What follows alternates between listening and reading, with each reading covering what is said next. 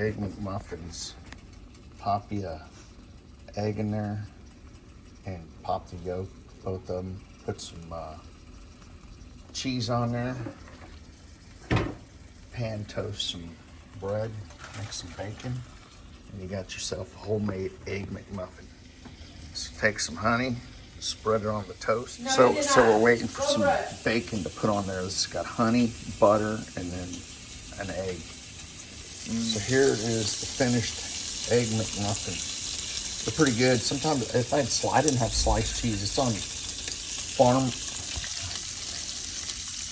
bread, white bread. I'm gonna make up some more, but I'll do it. So how are the homemade Egg McMuffins? Yummy. Huh?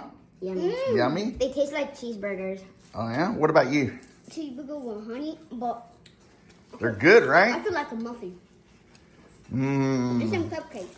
Mmm. It's got cupcakes on it? No, I just tasted.